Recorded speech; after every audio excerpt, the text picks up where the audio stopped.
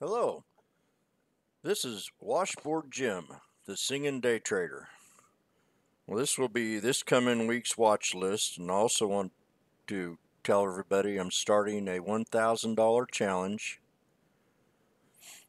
The $1,000 challenge, I opened up a used stock trades account with $1,000, and I've been practicing a couple of times this last week on how to use it. It'll be a 6-month challenge, or at least until the end of the year. So maybe 5 months, but this will be a $1,000 challenge with ustocktrades.com, and it'll be around 6-month challenge. Now I'm going to be posting a weekly watch list and a daily watch list, and I'll be posting this in the room that I'm in right now, and also I'll be posting my watch list on stocktwits.com, and that'll be transferred over to Twitter. So I'm going to start this challenge with $1,000, and I'm going to make I can day trade with ustocktrades.com. I have 3 different accounts. I have one with Robinhood, Ameritrade, and ustocktrades now. So that allows me to make different trades throughout the week. But the challenge is going to be based on small increments of day trades as I go out through the day when I find a good stock that has momentum, volume, good news maybe, but it'll be more or less a price action on the tape and on the level 2. And every day we come across one of them. Last couple weeks it's been the shipper stocks, so I'll be watching the shipper stocks. But I just want to let everybody know that this coming week, starting Monday, I'll be starting a $1,000 challenge on ustocktrades.com as a day trader's account, and I can get in and out of any stock as fast as I want. So starting of the watch list this week, I've got a couple on watch already, and I'm in Apron. So Apron's been a little hot toddy for me here lately. I got in around $2 and I'm still in it, but it also given me opportunity for a swing trade. Or not a swing trade, but I can trade this on a daily basis if it plays on the pullbacks. I have different resistances on this stock with a low support of 290 and a exit area of around, I'd say probably right around 336. I can put a good exit on there. And right now we're moving up above the 50-day and the 200-day moving average. So we're stuck right in between. Let's say that the 200-day moving average on the yearly charts at 340, and the 50-day is down here at 268, which would make it a real strong buy. But it's created supports right around $3. So any place under $3 or close to that range would be a buy, and an exit would be around 340, 336, and that's on Apron. So that's on our watch list. The next one I have are some of the shipper stocks, and I've got Tops, I've got Dries, and I've got DCIX, which is a container shipping stock. And I think Dries is probably the most popular right now. Dries announced last year that they would stop the splits, so that's a good idea, because this was a negative sentiment. Everybody knew, man, if you get in this stock, it's going to split the next day. I mean, it just constantly did it. But now we're really in a high momentum play right now, and that's Dries. I've got different support levels on Dries, and as you can see, it had another breakout again last Friday and consolidated at a support level of around 620. So it's stair-stepping in the past 20 days from 380 bottom all the way up to 690 top.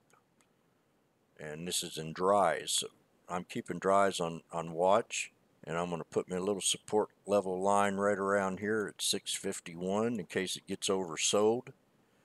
But the 200-day moving average on dries right now, which you can't really see till I magnify it,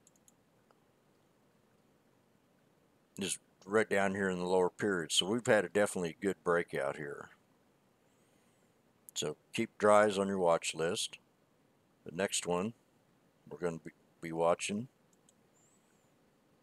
is DCIX. Now DCIX will follow these shipper stocks. And I'm going to put this on this is on a yearly chart, so you can't really see much on it.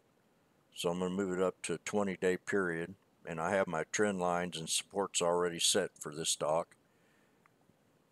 And I'm still using the 50 and the 200-day SMA as guidelines for entries on this baby. This is DCIX, Diana Containers, Container Ships and Company, and it's along with my shipper's watch list. We pulled back to 180, and I'm going to look at the EMAs. I have different charts set up on the EMA. I have the 8, the 13, and the 20. And these are in 5-minute. We've also got it in a 15-minute increment, and we also have it in a 30-minute increment time frame. So that's how when I'm flipping and day trading a stock, I look at these three levels, these three EMAs, and also have me a VWAP chart set up on the left, which I usually like to play off the VWAP. I'll play the bottom line VWAP, the middle line, and then use the top one as a resistance for breakouts. If the tape and the momentum's there, and the level 2 is showing some big blocks, shows me where the walls are, I'll go ahead and play on them. So that one's DCIX. That's next on the watch list. And then I also have on the watch list, we'll take that back here, CADC, which was a real good runner Friday.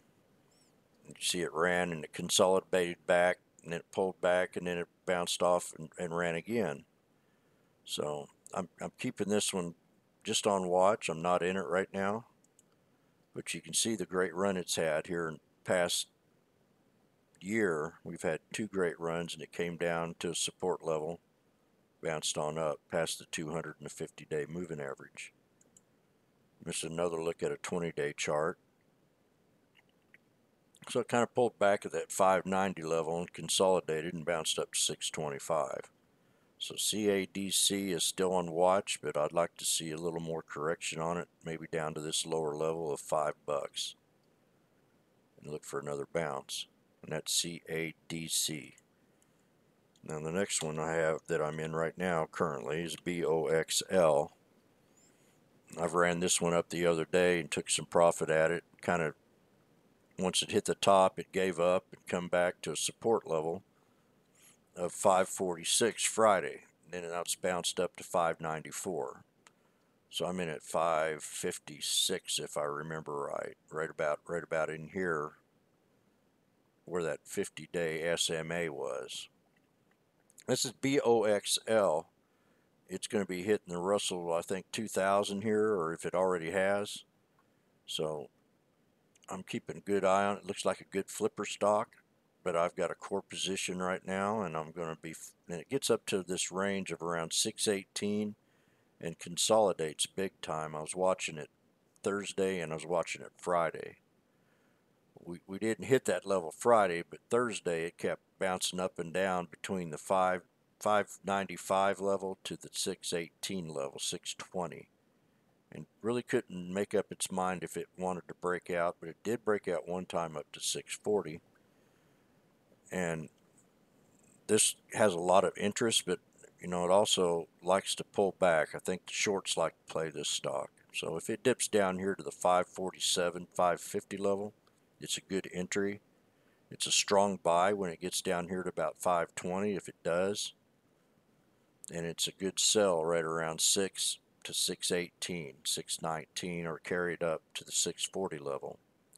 Now the stock, I do believe, is a good swing trade if you get down here at the lower levels, which I'm in at 556, and that's BOXL. There's a couple more I want to add to the list, and I'm going to go through the room's watch list right now with the highest one in volume. We had CHK finally hit that 505 level, so let's look for a pullback on CHK. I've got a couple positions I like to really get in this stock at it. 460 is one of them. So let's keep CHK on the watch list.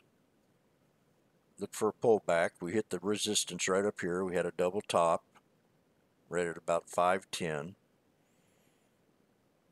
So let's see if we can get a pullback on this one. This one will be on watch next week.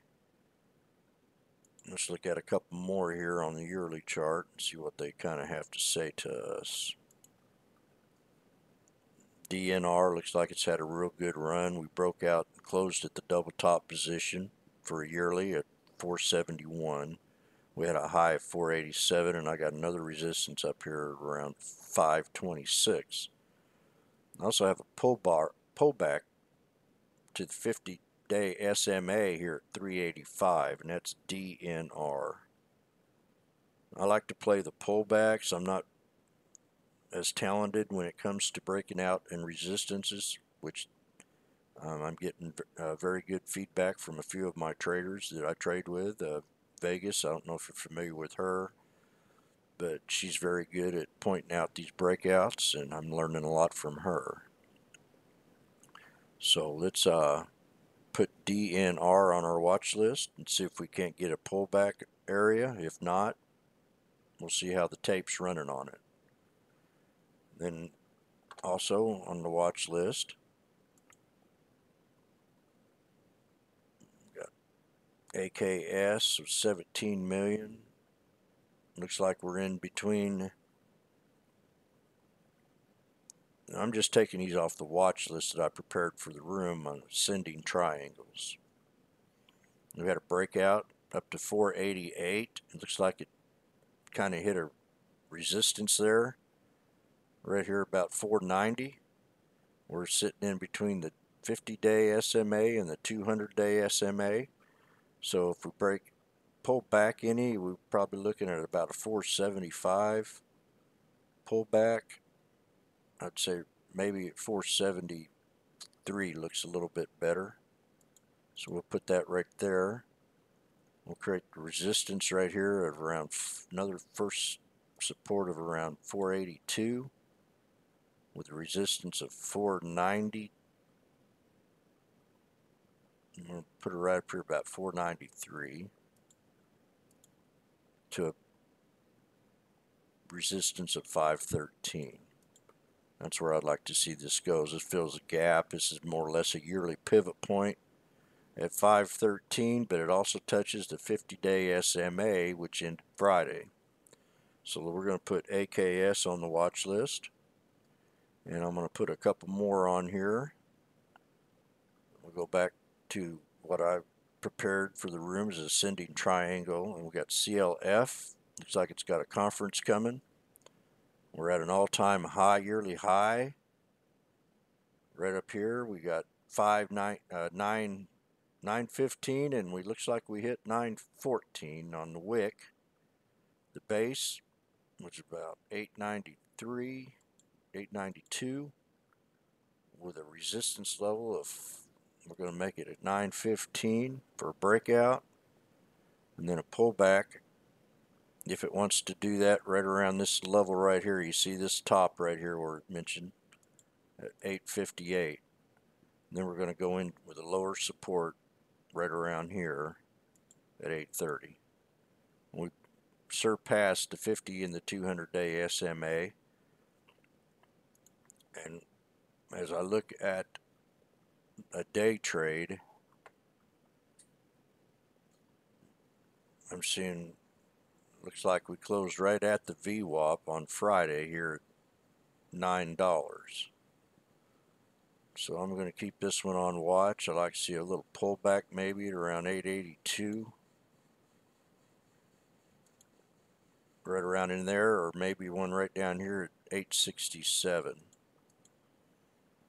So those are the, I'm going to be watching CLF. I'll add it to the watch list. So these are just a few that I'm going to be watching next week. We run off the scanner, Trade Ideas. So I get a lot of my alerts in the morning off the scanner. And plus I want to remind everybody that I'll be doing a 1,000.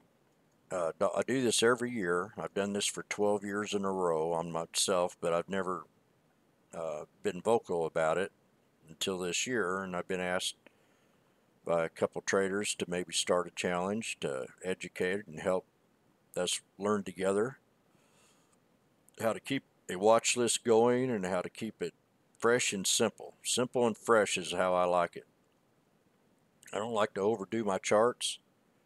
I want to take this $1,000 challenge from ustocktrades.com. I'm going to do it for approximately 5 to 6 months till the end of the year. And we're going to day trade with this account. So that means we can go in and out as many times as we want, as long as the ustocktrades.com allows us to day trade that stock. So I want to wish everybody a great day. You can follow me on StockTwits. I have a link below the video, and also I'm on Twitter. Tell your friends about my challenge. We can see how this goes. You never know, but I would like to take these profits in small increments and see how many day trades I can do out of it. I'll prepare a video at the beginning of each week for the challenge, and I'll also prepare a watch list at the beginning of every day, working off the previous day's runners and maybe new runners and ones that have new news. And I wish everybody a great day, and always keep smiling, keep happy. It's all about mind over matter. Again, this is Washboard Jim signing out.